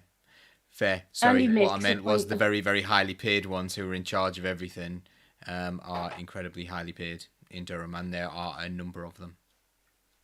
And it makes a point about the workforce kind of being kicked about a bit as a political football in all this, being kind of, they don't know whether they're coming or going, literally, because of all of this wrangling over the new HQ, the old HQ, places in the community and all the rest of it. I do wonder if the council are looking at occupying buildings in the community, because all of the buildings that were available for community use, transfers, community land transfers and such like in my ward seem to have been taken off the list. And every time I ask about one, they say, oh, we're looking at using it in-house for something. That's a problem as well. Because that means obviously the charities that are coming to me looking for venues to work out of, I can't give them any help, which is a shame. But I will keep banging on about that as I do, because that's my job, and I will find the problem with using existing buildings always was that they're no different from County Hall. They will need millions of pounds spending on them to make them suitable for modern working council HQ. And for all of this, I just, I was so cross about this when it was in the election, because whatever you do, you're never going to get a perfect solution. It's the same for everything. The third runway at Heathrow, or what we do about this HS2 and all these things, it's never going to be perfect. There's going to be faults with it. So what do? Well, you just get something that works and get on with it and do it, and then sort of try and deal with the drawbacks. And sort of what the problem is that the Labour Party, when it was in power, came up with the idea that we can use our own land, we can reasonably, as far as these things go, within our savings, we've been saving up for it, we can afford within that to build a new HQ over the Sands. And yes, there are things. I think the idea of having a chamber which can double up as a wedding venue is bonkers. But so everybody who looks at it can say, "Oh, that's a problem." And this was leapt upon, and it was pushed and pushed and pushed and pushed. And now that then Labour aren't in power, you're in power, Chris Hood. No, do something then. Do something. Come up with an idea, and then hope that the Labour politicians are grown up enough to say, well, we can see drawbacks, but sort of it'll work. We'll make it work. Let's make it work. Come up with an idea. I think the best idea is still that you move into a new HQ in the Sands and that you eat humble pie about it. But and it's this kind of thing that it does not need and it does not have to be perfect. And sort of that's part of the inertia which absolutely destroys progress in this country, because we can't do anything without talking about it for 20 years. How long has this been going on? Just move into it and get on with acting as a council. That's what matters, for goodness sake. Shall we have a quick chat about the electoral college method of selecting the Labour leader before we go? Paul, do you understand it? Can you give us an overview of what it is? Well, if they do, it depends. You can always do that. This was like a debate when Militant were around in, I think it was the was it the 70s when they moved to an electoral college from just the MPs. The MPs used to just vote on it, I think.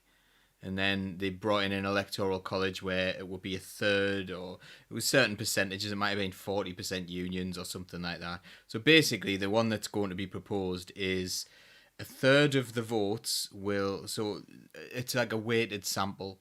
So what you would do is you would have, right, the MPs would have their vote, and whoever came out as the leader, like their choice, that would be worth a third of the entire votes. And then the unions would decide, and then that would be worth a third. And then the members would decide, and that would be worth a third.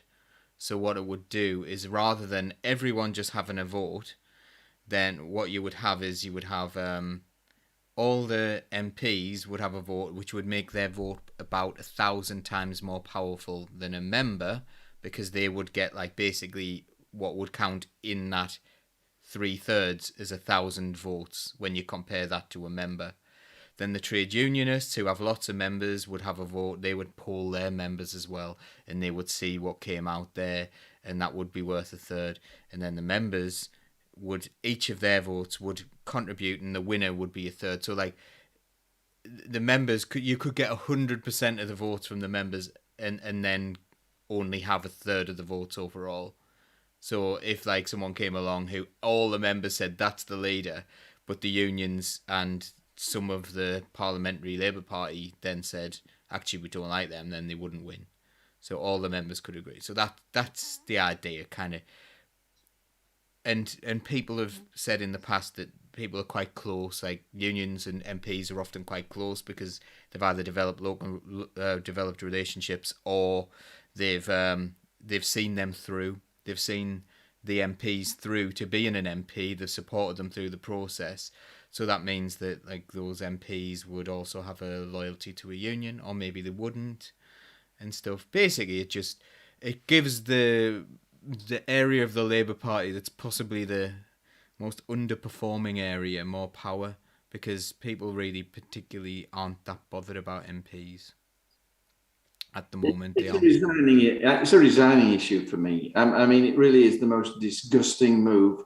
Sort of that you can imagine. It deprives me of my right as a member to have an equal say with other members.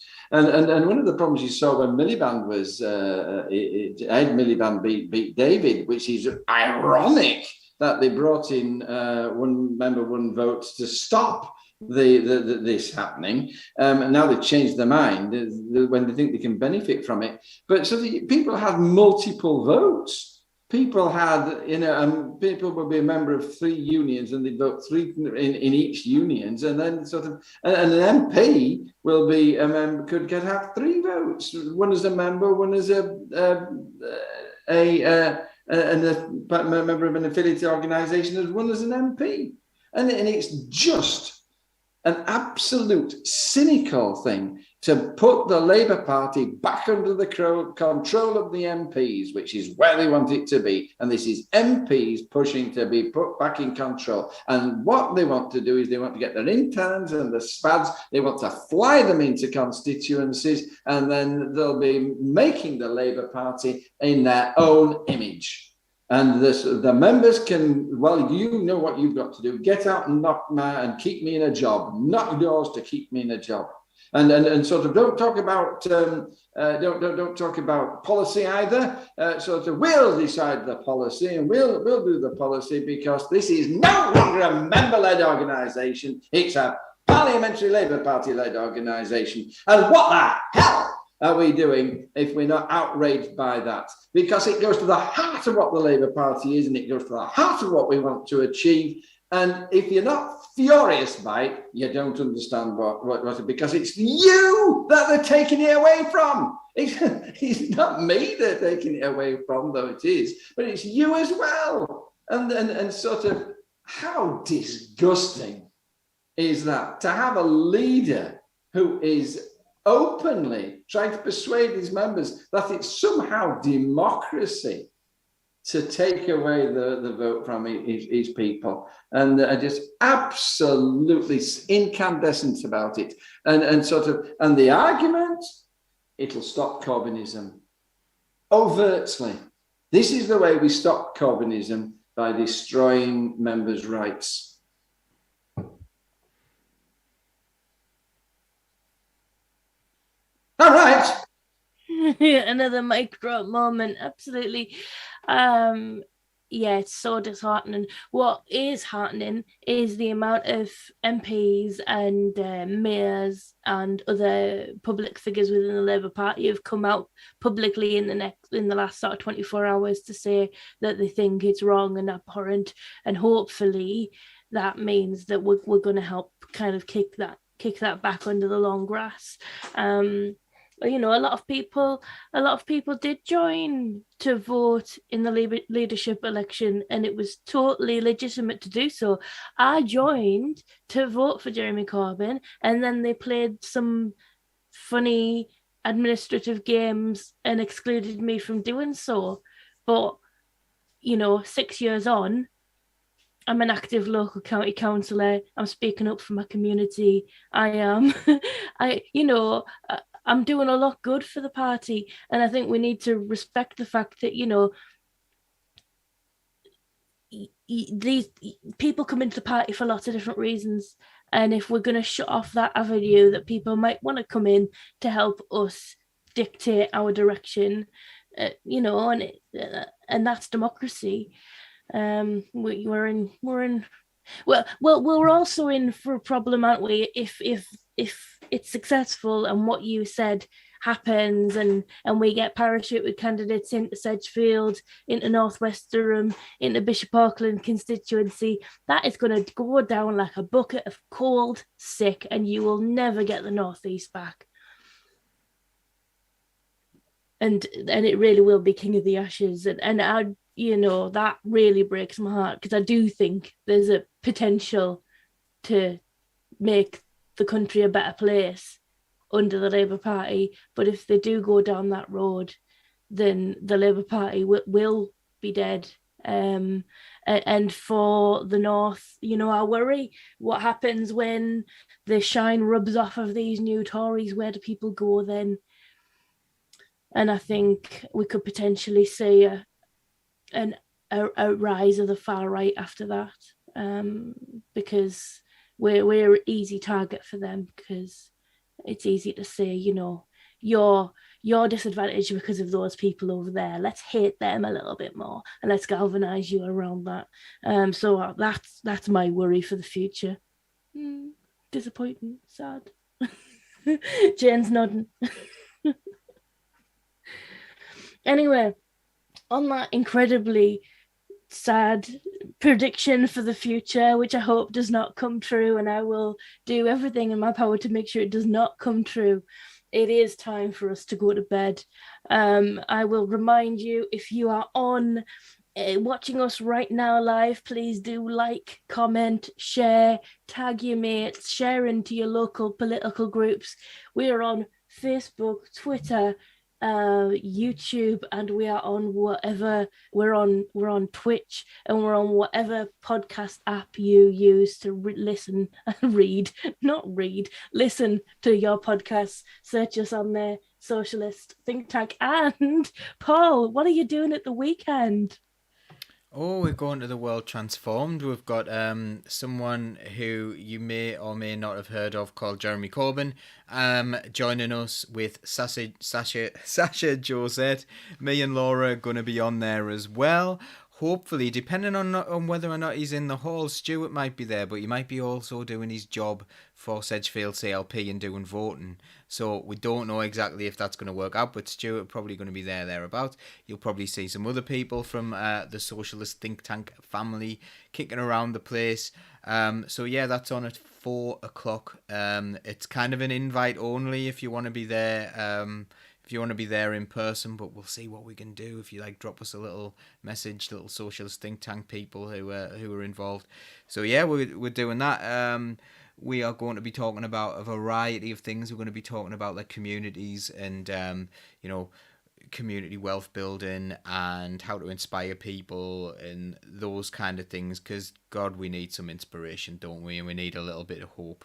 So yeah, we're gonna have a little bit of a trot jamboree as it's being called in the right-wing press, the world transformed, the Trot Jamboree. It's actually the right-wing Labour MPs that are calling it that. So let's hope they get more power, because they're cool, calling it a Trot Jamboree. What's a jamboree? Jamboree.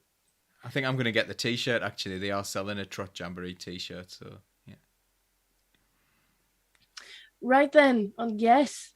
Okay then, so that's the end of this episode, and we will see you all next week. Or you'll see people at the world transformed if you're going down. But I will see you all next week because I am too poor to go to Brighton. Okay then. Bye. Bye-bye. Bye. Bye.